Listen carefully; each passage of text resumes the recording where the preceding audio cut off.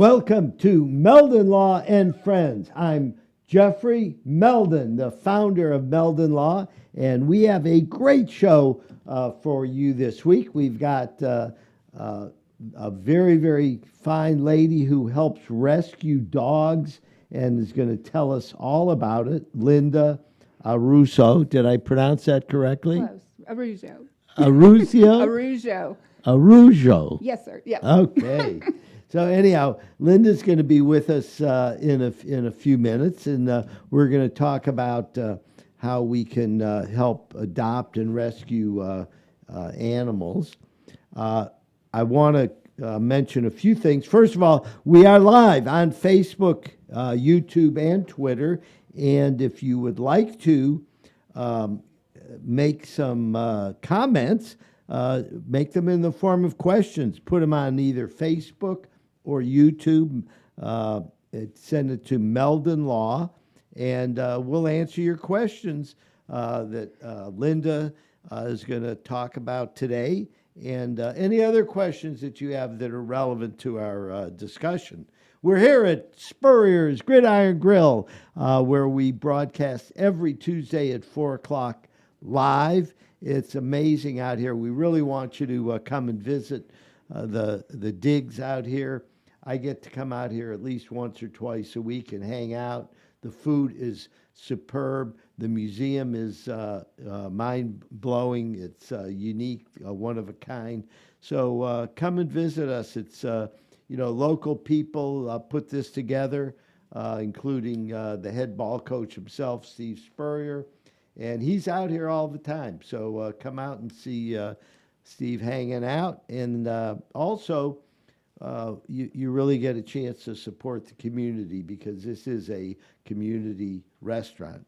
So I wanted to also mention we are giving away tickets to the Florida Gator game, Florida versus UCF. And whether you're a Florida fan or a UCF fan, you can enter. Just go to our Facebook page, Meldon Law, and you will find the giveaway. We're giving away 4 tickets, two different contests, one for 2 tickets and the other for 2 tickets. And it's a sold-out game. There's a lot of interest. It's really interesting because nobody knew for sure if it would sell out when they announced it, but apparently everybody's interested in seeing UCF play the Gators, and I just hope the Gators can put enough players on the field to show our colors in the right way. So again, any comments, just send them on through Facebook or YouTube at Meldon Law, and get your tickets for the Gasparilla Bowl, and we're having a good time. It's almost the end of 2021. We are well into our second year of podcasts on Meldon Law and Friends. I think we're somewhere around number 60. You have any idea, Evan? 61, our producer has told us. So we're very excited, and we're going to keep this going. Our radio show, of course, is finishing up our 19th year and getting ready for our 20th year. So there's a lot of exciting things going on at Meldon Law. We just opened up an office in Lake City. So come visit us. If everybody knows where Chili's and Moe's and Eliano's is up in the Lake City area, we're right in that shopping plaza. You'll see our sign. You can't miss it. So come visit the new office in Lake City, Florida, Meldon Law. Anyhow, we are here with Linda Araujo. Yeah. I'm getting it, right? Okay. So anyhow, Linda, you're involved with a group as a volunteer that's called Second Chance Rescue and Rehoming. Yes. Tell us a little bit about the group.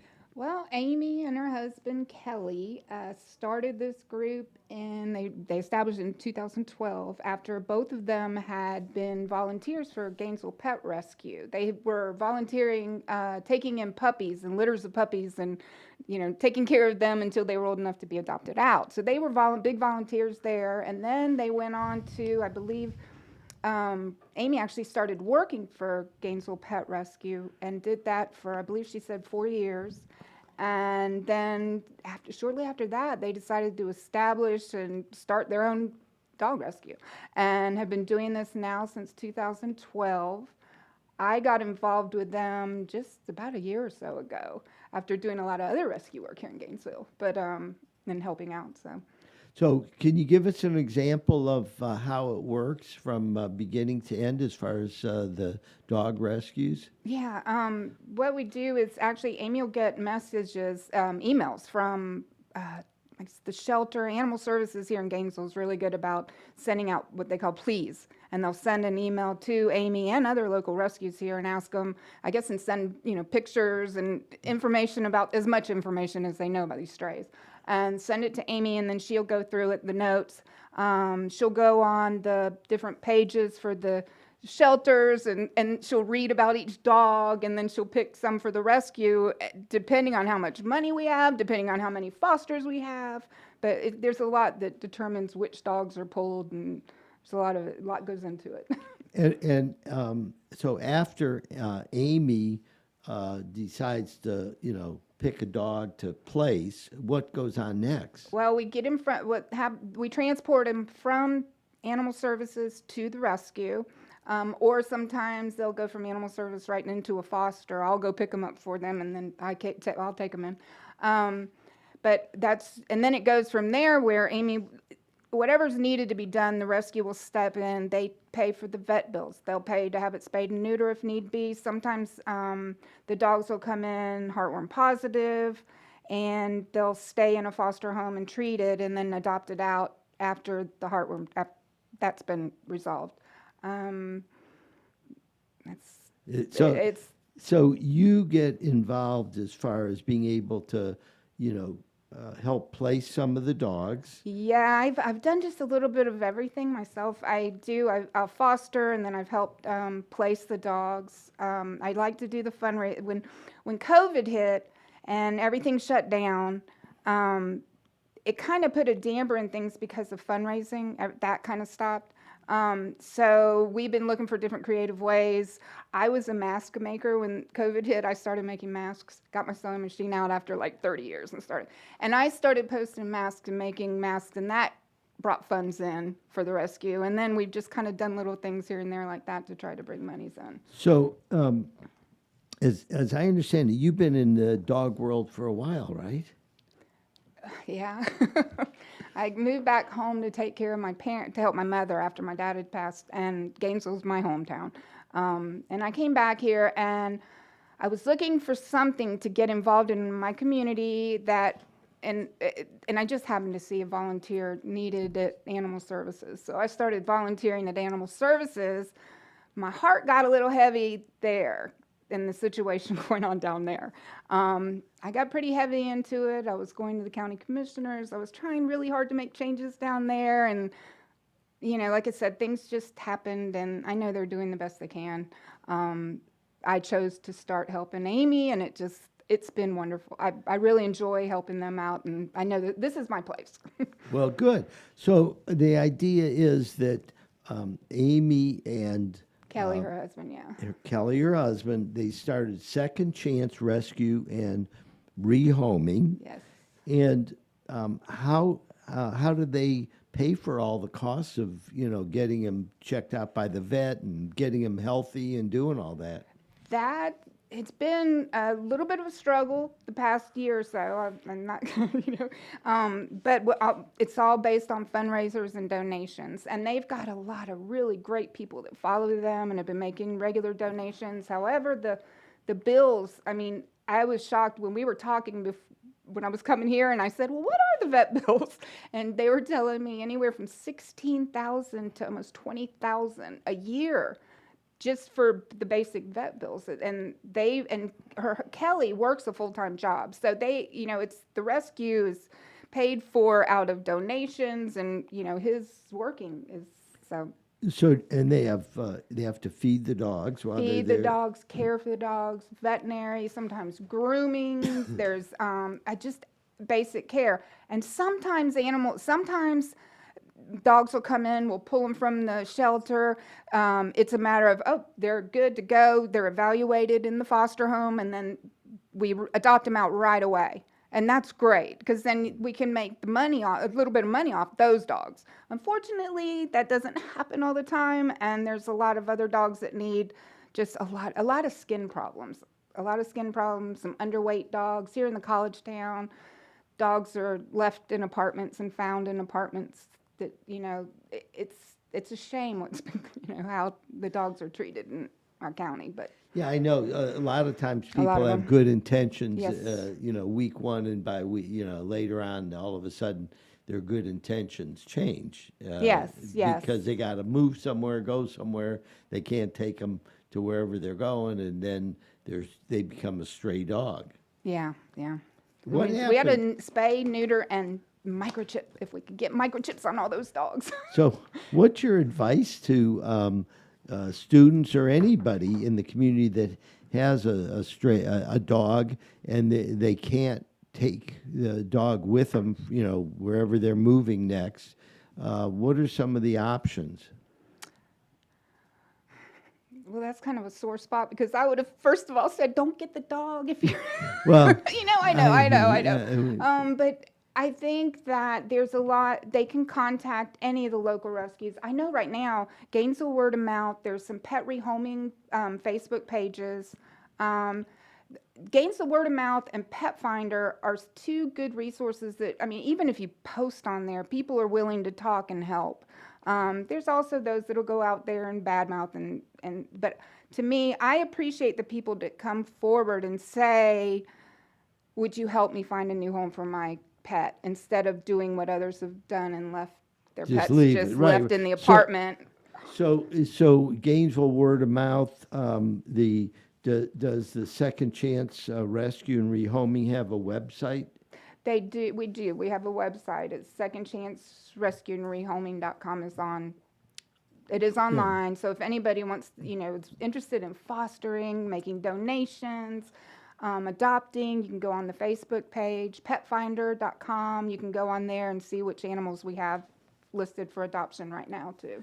Okay, so at least there's if somebody wants to put their pet up for adoption, they should go public with it, and rather than just leave the pet, Yeah. They could go. There's a lot of resources, and they can call Animal Services. I'm not. They're packed. They're really full of animals right now. So I'm not sure if they're taking any surrenders right now. Okay. That would be something that someone would have to call. But just don't think you don't have resources. There are, and you can reach out to Amy at Second Chance. She's gonna kill me for saying that. You could do that to me, helps. and I will help you find the resources you need. Yeah. Well, so that's very important that everybody remember that Second Chance Rescue and Rehoming is a resource. The shelter in the Gainesville area, and I'm sure Ocala and up in Lake City have similar experiences where they're jammed. Yeah, and with this time of year too, it's really difficult. There's a lot, I think a lot of people think now's the time to get puppies, and then the older dogs aren't being adopted, and so but I just say, I'm hoping people, if you're considering surrendering, figure out why, see if there's other things you can do to try to keep the dog or keep the dog in the family or things. Well, that's a very good point. I want to come back around when we come off the next break on Meldon Law and Friends, and let's talk about that. Sometimes animals can be shared within the family, and I know we have a fabulous dog at home named Charlie, and he moved around the family, and he's happy as could be. So we're going to be back in 60 seconds on Meldon Law and Friends. We are here at the University of Florida, where Albert and Alberta are competing in the Gator penalty shootout. Albert is ready to stop the shot at all costs. What a disaster! Luckily, Meldon Law is the only official law firm partner of the Florida Gators. If you have suffered any injury, do not worry, because Meldon Law is going to help you with your recovery. Meldon Law doesn't back down until they reach their goal. We still hear it. The sound of victory. The joy of being part of something great. And while things may not be the same right now, we haven't gone anywhere. If you bleed orange and blue, then Meldon Law is the firm for you.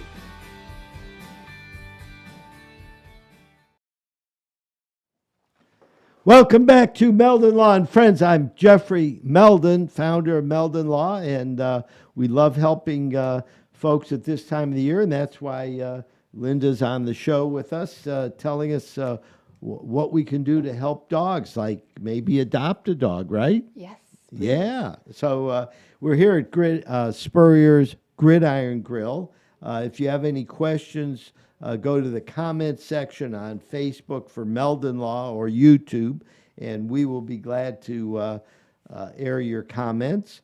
We also want to mention that we are giving away tickets to the Gator UCF football game this coming Thursday at 7 p.m.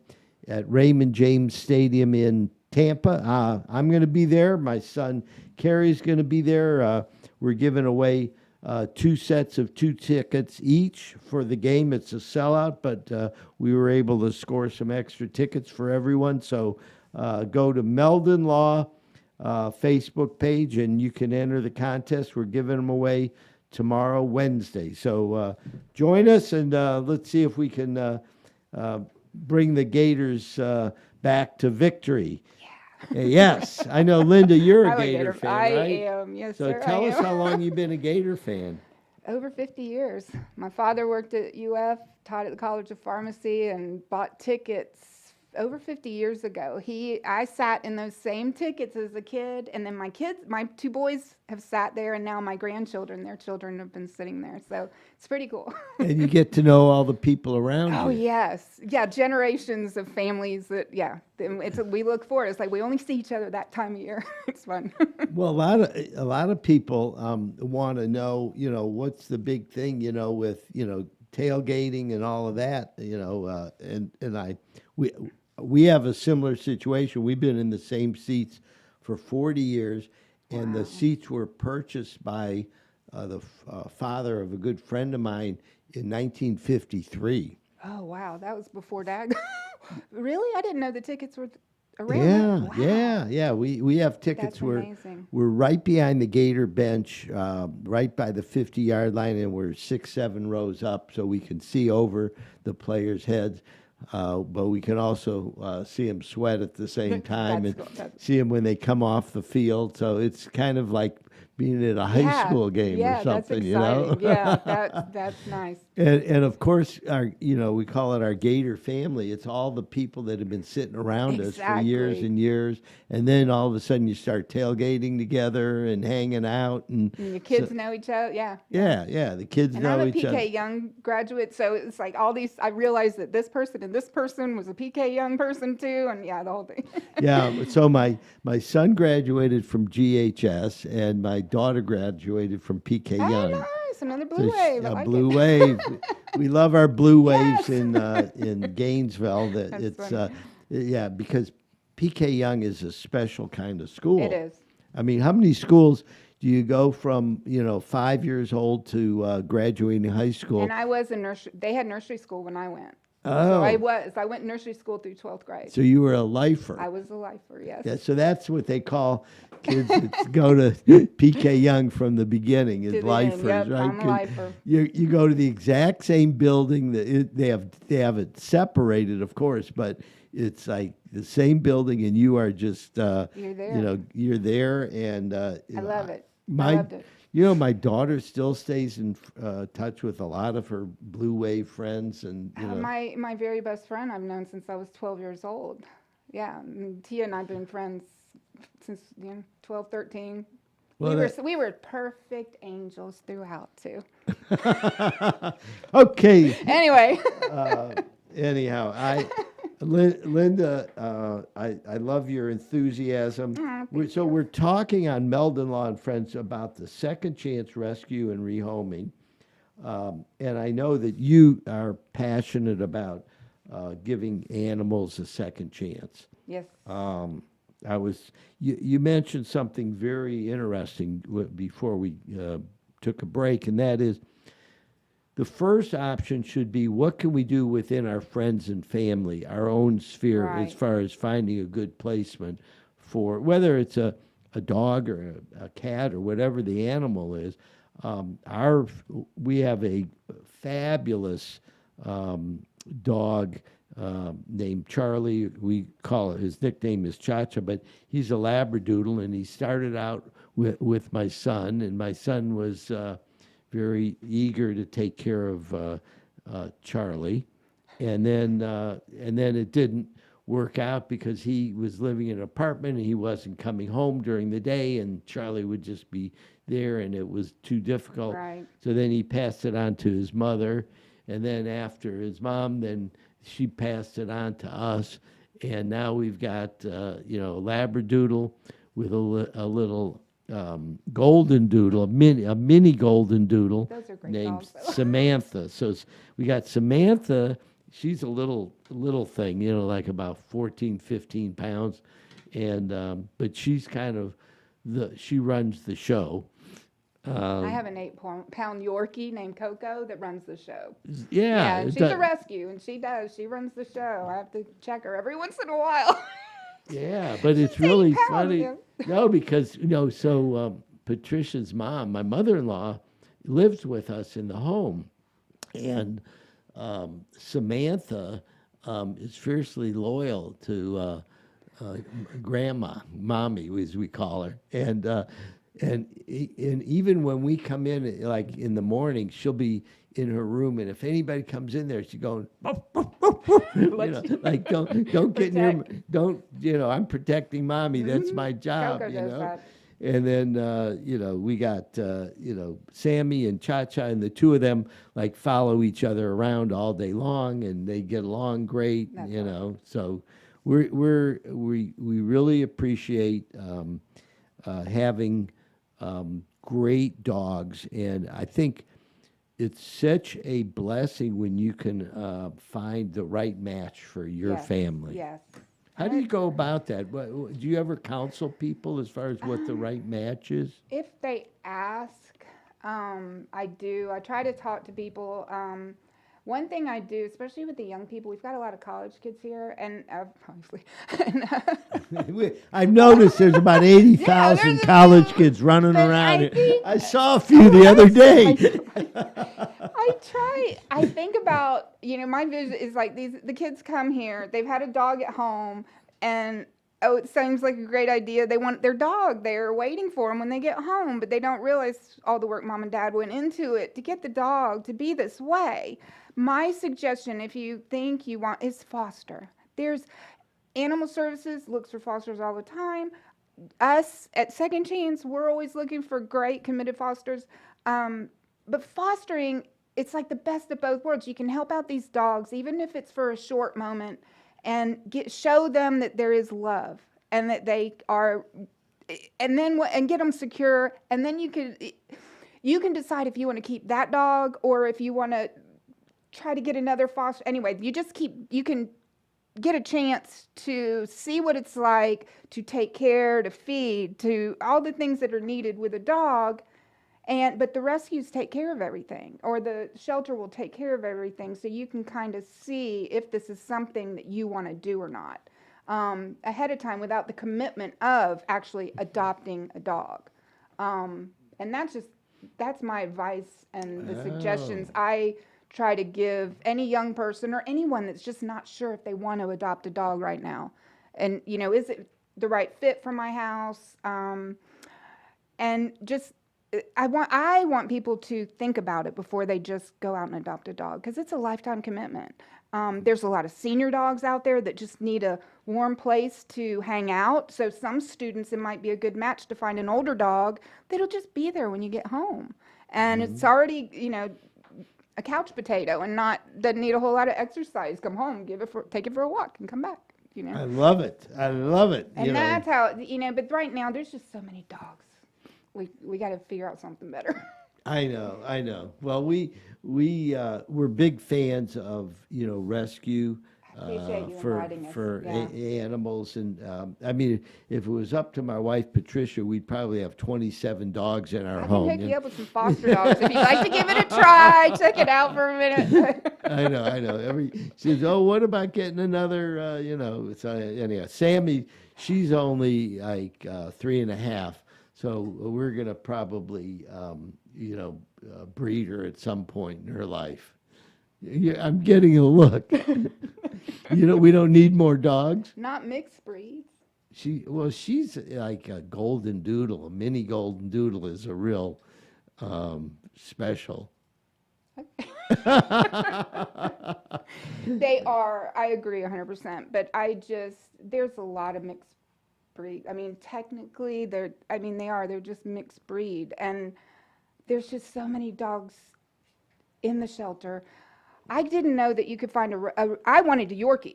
I didn't, before I got all involved in rescue, I was ready to find a Yorkie at a breeder. And I found a Yorkie puppy through a rescue, and I was able to adopt it. So now I got this beast. I don't know. But anyway, she's adorable. But you can get you can get all that in the shelters and in the rescues and everything. My feeling is we keep bringing in more puppies. That's just that one less person that might have considered getting that dog from a rescue or considered getting it from a shelter. And that's where my heart is right now. It's just, now if you've got a full-blooded dog and it's to keep the breed, then by all means, I don't have a problem. But just breeding mixed breed dogs, and I'm just, right now, here in Gainesville, I'm just saying, please don't. Oh, okay. So everybody has been listening to Linda's rant about not breeding your mixed breed dog a mixed breed dog that costs $3,500. I know, they are, and they're wonderful. I told you my son wants one. So, what are the takeaways from our talk today, Linda? I want you to, tell the people what's the message. We got a little less than a minute to go. I think the message, for me, for Second Chance right now, we could use some donations for help with these vet bills, and follow our page. A lot of times we'll post when we need towels, when we need specific things, or follow ACAS, the Animal Services page, follow any of the rescues, just listen to the pleas. And another thing, chip your pets. If your dog gets lost, chip everybody. There's so many places that can scan pets now to see who it belongs to. And if you've got the chip, then you'll get your pet back. Okay, everybody, thank you very much for joining us today, Linda. And remember, chip your pet. That's simple enough. Okay, go to the vet, have them put a chip in with your contact information, and that way, no matter what happens, your dog will find his or her way back to you. Yes. Okay. Yes. Well, we are going to take a 3-minute break, and we're going to do a little switcheroo here. We're going from dogs and rescue to a banker. Nice. A very prominent banker who's going to tell us how the local banks and credit unions can help you in your time of need when you're looking for help, either buying a house, getting a car, whatever it is, a boat for the summer. We're going to figure it out. Anyhow, we'll be back on Meldon Law and Friends in 3 minutes. When you're a member of the Gator Nation, you know what it means to never back down. Meldon Law has been a proud supporter of the Gator Nation since 1971. Two forces that won't back down. As the old saying goes, if you can't beat 'em, join 'em.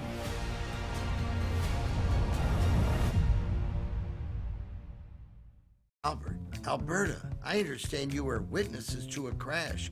Can you tell us about the accident?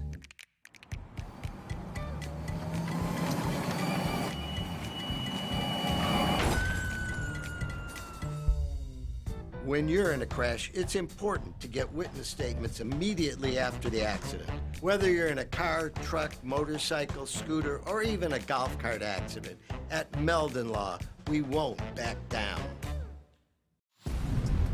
The Gator Nation will be the first to tell you that in all kinds of weather, we all stick together, which is why Meldon Law is honored to be the only official law firm partner of the Florida Gators.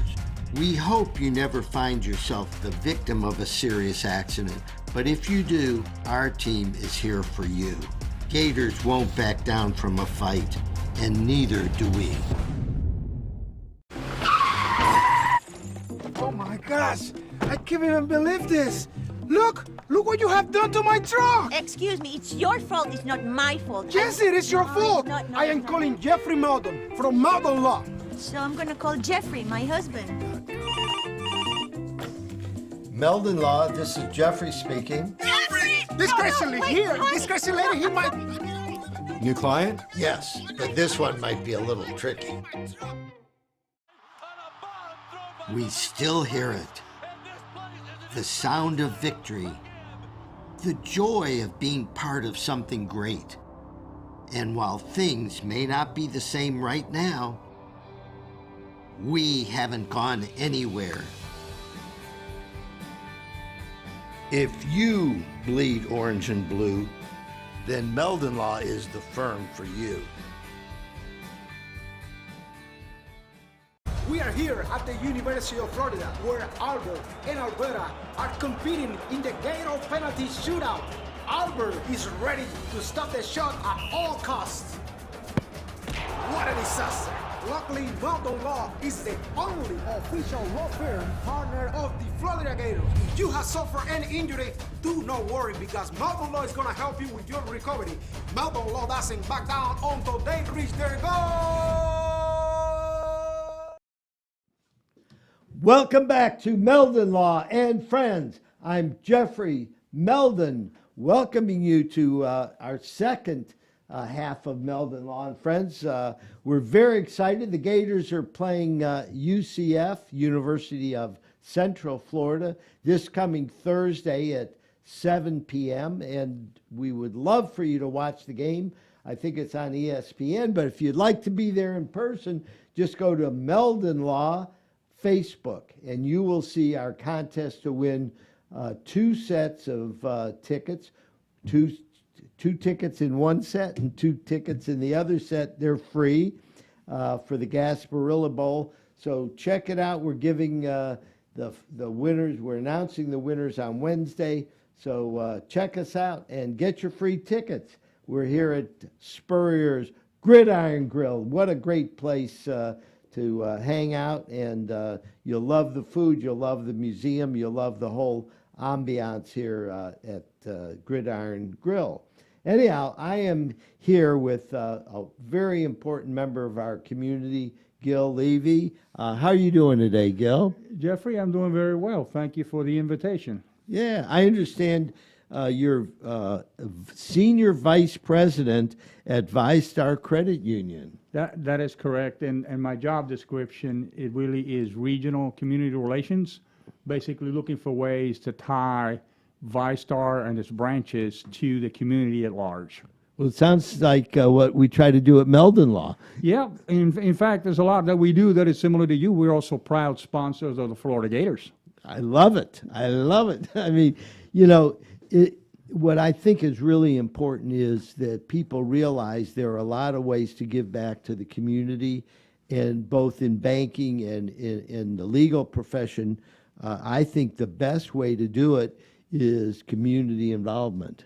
Absolutely, absolutely. And our we just rebranded, and we are now using the tagline, "Do good and bank better."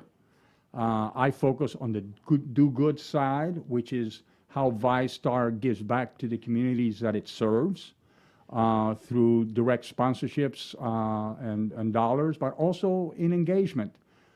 We are very strong in having our team members engage in the community with organizations that they support and they want, and we encourage our employees and team members to get engaged.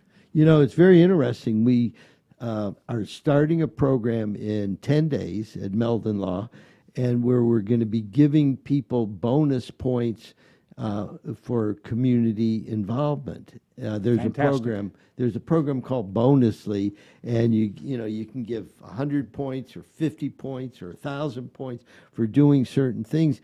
The focus, though, is you are the best representative of your company, law firm, bank, credit union, whatever it is, and who better than the people work there to let the word out in the community. You're absolutely right, Jeffrey. And you mentioned that, and we are alike in many ways. We have a program for our employees, actually a couple of them.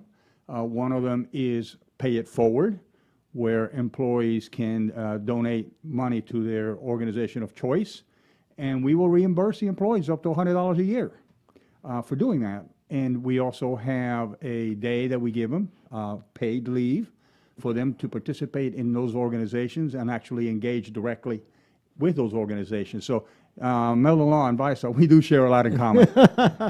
Well, you know what? It's more fun doing it that way. Besides, because it's not strictly transactional. Oh, absolutely, absolutely. And it's opportunities to give back to the communities that do so much for us. Without a community, we don't exist. Now, VyStar, I'm very familiar with it. You are a credit union. Could you explain to our viewers and listeners what's the difference between a bank and a credit union? From a customer perspective, there no longer is any real difference. VyStar, we are able to offer every service, every product that is available at the largest banks, with the difference that we are member-centric. We focus on our members, who are our owners. We're not shareholder-owned. We are owned by our depositors and our borrowers. And instead of paying dividends, what we do is we charge little or no transaction fees. We pay higher deposit rates, and we charge lower fees and lower rates on loans. And that's how our members, as owners, benefit to being part of VyStar. Now, I know traditionally I always would go to credit unions for a car loan because the rates were a little lower. What you just described, is that why credit union rates on car loans traditionally have been lower than banks? That is correct. Because instead of paying dividends, we just offer better rates all the way around for our members. So if you're buying a car, if you got a boat that you're looking at buying, what about in home loans? Is that set up any different? We do. We do offer, we have a mortgage division that originates residential loans, and traditionally our rates are as competitive as the market is, and we charge lower fees to originate those loans. So the origination fee can be lower. That is correct. Okay. So you're still doing your Fannie and Freddie loans, and the rates may come out, but you might save a few bucks on the origination fee. You will save all around. Absolutely. Okay, even on the rate? Yes. Yeah, we're very competitive on the rates. I encourage you listeners, if you're looking at a home loan, try VyStar. You will be surprised at the rates that we have. Okay, so VyStar is pronounced VyStar, VyStar. How did the origination of that VyStar name come about? That is a great question, Jeffrey, and it gives me an opportunity to address our roots. We were born on board Jacksonville Naval Air Station in 1952. We were at that time known as Jack's Navy Federal Credit Union. Later on, as we grew and expanded our footprint way beyond the naval base, it became important for us to brand to a broader base, keeping our roots. So you see the VY is still taking us back to Navy, but when you add it to VyStar, now we're vying for the stars, where the sky is the limit. Oh, I see. VY is the last two letters in the word Navy. That is correct. Oh, So- I figured something out today, Gil. Well, and we're still very tied to Jack's Navy. We have a branch on the base, and the military and the veterans are one of our pillars of service. Yeah, well, Jacksonville's a huge military Absolutely. area, and I know that the folks that live there. It's a beautiful community, and I know VyStar has always been a major component in that part of the world. Yes, we are. So what about in the north central Florida area, Gainesville, Ocala, Lake City? Tell us a little bit about what your footprint is and presence here. Well, we have branches in the cities that you mentioned. We are actually in Lake City. We are in McClenny. We have 3 branches within the Gainesville area. We have another branch in Alatra. We have a couple of branches in Marion County, including a high school branch. And we are constantly looking at communities that can be better served by our presence, and we're constantly looking for ways to expand. We will be expanding into Georgia in middle of February, all the way up to Atlanta with the acquisition of a bank in Georgia. Oh, that's exciting. Yes, I it mean, is. and so what's the advantage to the folks that are members of VyStar as you expand? Well, easier access to the services that we provide. We are a very modern credit union, and we have all the fintech that now is out there. So if you want to access your funds or apply for a loan, you can do it on your cell phone. You can do it on your laptop. You can do it on your iPad. But we still feel that a physical presence in many communities is important. It helps us engage more directly with those communities. So while we will have the most modern tech, we will also have physical presence in most of our communities. Now, is most of the money that is deposited with VyStar go back to, for member loans? Oh, absolutely. 100% of it. Because, the knock that I hear on huge banks like Wells Fargo and all, Bank of America is, they collect money, but they usually lend it out to major corporations rather than their depositors.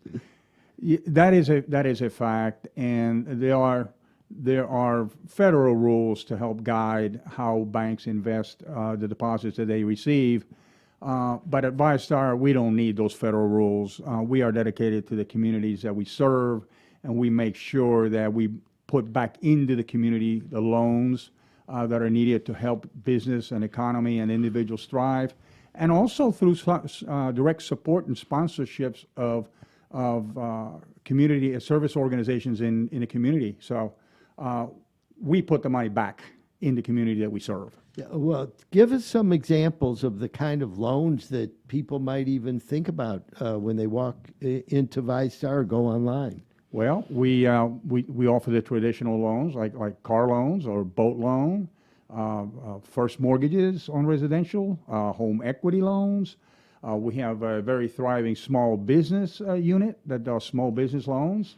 And we have a very strong, large commercial loan department that will address just about any kind of large transaction that your listeners might be considering. Now, you mentioned the SBA. I know you have had some experience with the SBA in the past. Can you tell our listeners a little bit about that? Yeah, the SBA, as Small Business Administration, is a program that the federal government has that helps financial institutions underwrite credit to small business.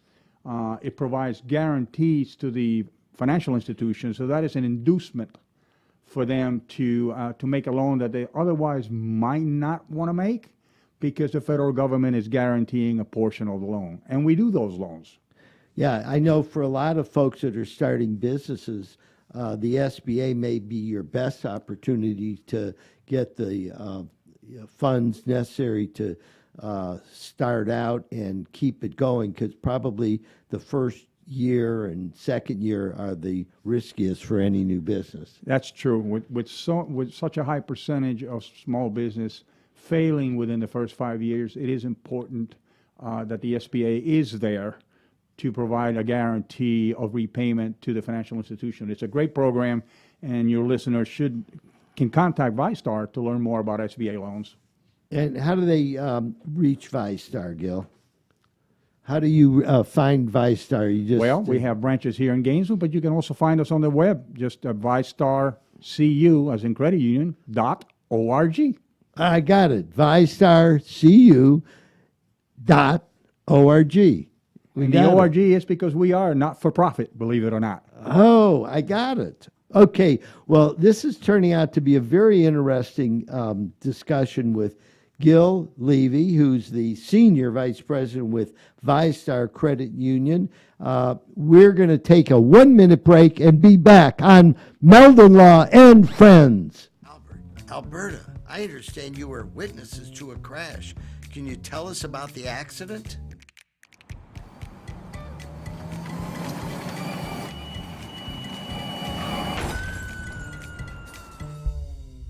When you're in a crash, it's important to get witness statements immediately after the accident. Whether you're in a car, truck, motorcycle, scooter, or even a golf cart accident, at Meldon Law, we won't back down. We still hear it. The sound of victory.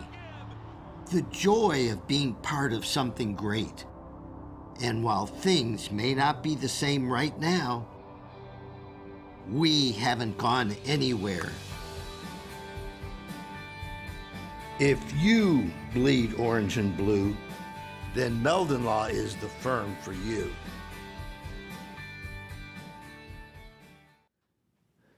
Welcome back to Meldon Law and Friends. I'm Jeffrey Meldon, founder of Meldon Law, and we are really excited to have the Senior Vice President of VyStar Credit Union, Gil Levy, here with us. And Gil, it's great. How long have you been in the Gainesville community now?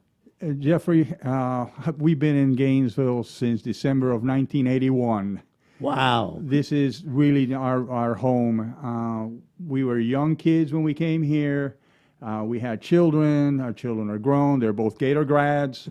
And we decided that Gainesville was just where we wanted to retire. So when the time comes, we won't be leaving Gainesville. Well, I love to hear that. I mean, we at Meldon Law feel the same way. You know, my son graduated from Gainesville High School. My daughter graduated from PK Young.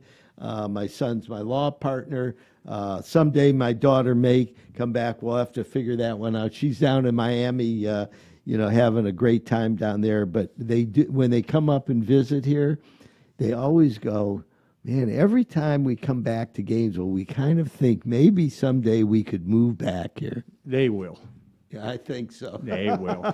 This is a great community, very welcoming. And nowadays, you have just about anything that you would want from a big city, you have here. I mean, world-class sports, Florida Gators, world-class culture and arts at the UF Performing Arts Center, as well as the Hippodrome Theater. We have great museums. We have wonderful outdoor and nature activities. Why would you want to live anywhere else? Yeah. I want to give a plug, to Dance Alive. They did a incredible Nutcracker, suite ballet this past weekend. Meldon Law sponsored the Dance Alive Nutcracker performance, and it was really cool. Have you ever seen the Nutcracker? I have, and that is a tradition here in Gainesville that I'm glad to see you're sponsoring. I'm glad to see it going on. Yeah. I mean, they did it at the Phillips Theater. I mean, it was a sold-out crowd, and you could see the eyes of the little kids there just wide open. They were so excited just to see all the sugar plum fairies dancing around and all that. It was pretty cool. So that's one of the things that does make Gainesville unique. We're a big enough community so that we have everything we really need, and we're small enough so you might even know your neighbor, and you might know the person at the restaurant sitting next to you. That's right. So let's talk about the changes in banking over the past few years. What are some of the changes and trends that have occurred, particularly with regard to credit unions versus banks? Well, I think from banks and credit unions, again, from a customer perspective, there's little to no difference. Credit unions are fully capable of providing every service that you can find at a traditional commercial bank. I think the big difference certainly is, one, credit unions and VyStar are member-owned. As an owner of an organization, you generally derive certain benefits, and our members certainly do, with lower fees and better rates. But more importantly, credit unions have the ability, and VyStar certainly is an example, have the ability to be much more customer-centric, much more member-centric than organizations that have to respond more to market pressures, stockholder pressures. We don't have that. Our focus is the member, and as such, the member receives the best service that we can offer. Well, that's very important. It was different at one time where the banks didn't want the credit unions to be able to do all the stuff they do, and they fought them. Is that right? That's right. Yeah, many years ago, commercial lending, commercial banking was a little bit harder for credit unions to get involved in, but those particular distinctions have been loosened to the point that there's really no difference, other than the fact that credit unions do it better. Right. And you make the same, if somebody needs a short-term loan, if they have a need, VyStar can provide loans for people, so long as they're qualified. That is correct. I mean, credit unions and banks, we all have the same lending guidelines that we have to follow. And the reason for that is that you want to make sure you make prudent investment. A loan is an investment. You want to be prudent so that you're there tomorrow to continue to serve the community. Right. Yeah. The worst thing that could happen is all the members put in money and then somehow, a lot of loans go bad, and you don't want that happening. That is correct. Because that's, the idea is to loan money at a fair rate of interest and then take the interest and put it back into the operating expenses of the credit union or bank. And then with the credit union, some of that, what would normally be profit, is kind of put back into the equation so that people get more favorable rates. That is correct. Well, we use the profits to serve the community. We use the profits to give back to our members through lower rates and low fees and better rates on deposits. And we also use that to serve our members by expanding branches and adding branches and expanding our footprint to better serve our members. How come credit unions just don't become banks? I think we would lose what makes us different. A bank is stockholder owned. In the simplest form, a credit union is a cooperative where a lot of people get together. They have something in common. They get together and they create an organization that serves them, and that is what a credit union is. So we would lose that, and our ability to provide top-notch, world-class service to our members would be diluted as you have to respond to stockholder pressures. Got it. Well, so for our viewers and listeners, I think Gil makes some very important points, and that is that when you're in a stockholder-owned bank, there's pressure from the stockholders to keep increasing, make more profit and more profit and more profit. And what it can mean in certain circumstances is that you wind up paying higher interest rates.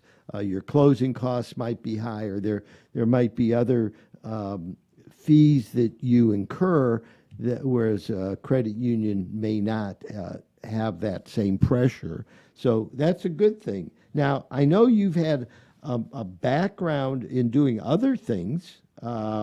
You were a financial analyst. Tell us a little bit about what that's like. Yeah, what I was a bank examiner for the Federal Deposit Insurance Corporation. That's what brought me to Gainesville, actually. The FDIC established an office here in Gainesville in 1980, and they moved me from Jacksonville. And we fell in love with Gainesville, and 4 or 5 different career changes. I'm still here.